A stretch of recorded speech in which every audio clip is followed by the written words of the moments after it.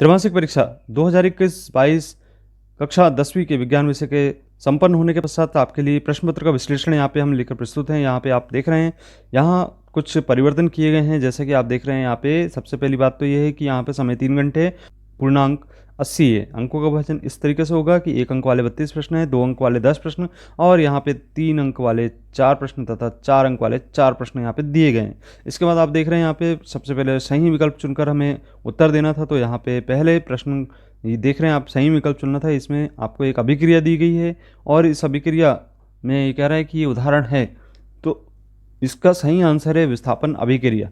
दूसरा है, निम्न में से कौन सा प्रबल अम्ल नहीं है, तो इसका सही आंसर है H2CO3, ये सेकंड आंसर इसका सही है। बा वृक्क की छनन इकाई कहलाती है, तो यहाँ पे वृक्क की छनन इकाई को हम बा आंसर देंगे इसका, नेफ्रॉन।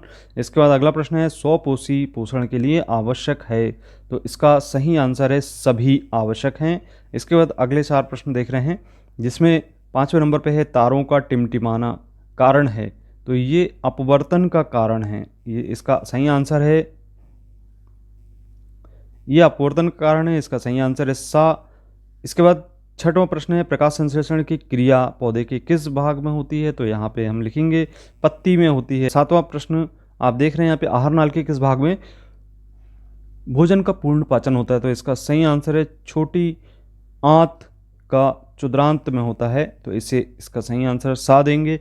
इसके बाद 8वां प्रश्न है, रंध्र में उपस्थित रचना होती है, रंध्र में उपस्थित रचना उपरोक्त सभी इसका आंसर होंगे। इसके बाद आप देख रहे हैं यहाँ पे प्रश्न क्रमांक 2, रिक्त स्थानों की पूर्ति करना था, जिसमें आपको इसके आंसर लिखने थे।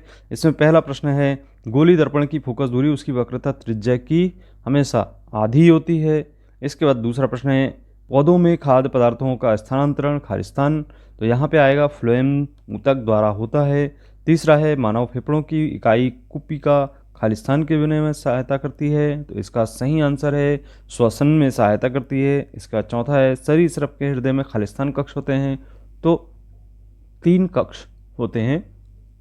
नेक्स्ट क्वेश्चन आप यहाँ देख रहे हैं कि 5वां, लोहे में जंग लगना खालिस्तान का उदाहरण है, तो यहाँ पे इसका सही आंसर होगा संक्षारण का उदाहरण है, या इसको अपन रासायनिक अभिक्रिया भी कह सकते हैं।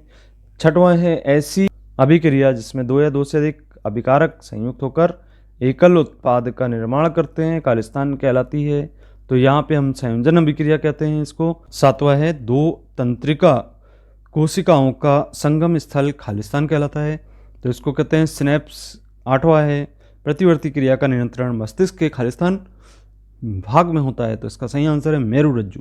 इसके बाद हम सही जोड़ी पर ध्यान दें, तो यहाँ पे सही जोड़ी में सबसे पहला है व्यंजक चूर्ण, तो इसका सही आंसर है AOCl2। नेक्स्ट है प्लास्टर ऑफ पेरिस, तो प्लास्टर ऑफ पेरिस का सही आंसर है CaSO4 1/2H2O, ये सामने ही लिखा हुआ है, ध्यान रखना है। इसका जिप्सम का सही आंसर है CaSO4 2H2O, तो ये पहले नंबर पे यहाँ पे दिया गया है इसका सही आंसर।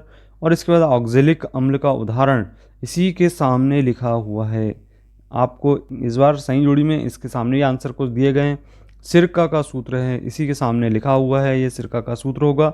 और फेरस सल्फेट का सूत्र भी इसके सामने ही दिया गया है, आप कंफ्यूज नहीं होंगे, आंसर लिख के आया होगा परीक्षा में। इसका सिल्वर क्लोराइड का जो सूत्र है वो AgCl2 होता है, और अंत में यहाँ पे ग्लूकोज का सूत्र C6H12O6 होता है। तो इस प्रकार से सही जोड़ी के हमें आंसर देना था। चलिए अब प्रश्न क्रमांक 4 देखते हैं। यहाँ पे एक वाक्य अथवा शब्द में उत्तर देना था। पहला है, नींबू और संतरे में उपस्थित अम्ल का नाम लिखें, तो यहाँ पे सिट्रिक अम्ल होता है इसका। इसके बाद दूसरा है, शुद्ध जल में हाइड्रोजन आयनों की सांद्रता कितनी होती है, तो यहाँ पे 10⁻7 के बराबर होती है। इसके बाद हम अगला प्रश्न लिखेंगे, तीसरे नंबर का, लेंस की क्षमता का सूत्र, तो P बराबर 1/F मीटर सेकंड है।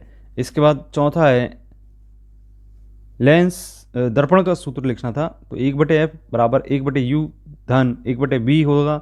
इसके बाद 5वां प्रश्न है, यहाँ पे जठर रस का pH मान कितना होता है, तो 1.5 से लेकर 3 के बीच में होता है। इसके बाद वाहनों में पीछे के ट्रैफिक को देखने के लिए कौन सा दर्पण इस्तेमाल किया जाता है, तो यहाँ पे उत्तल दर्पण इस्तेमाल किया जाता है। इसके बाद 7वां प्रश्न है, यहाँ पे आवर्धन इसका सही आंसर होगा, जिसमें प्रतिबिंब की ऊंचाई तथा बिंब की ऊंचाई का अनुपात इसे कहते हैं हम।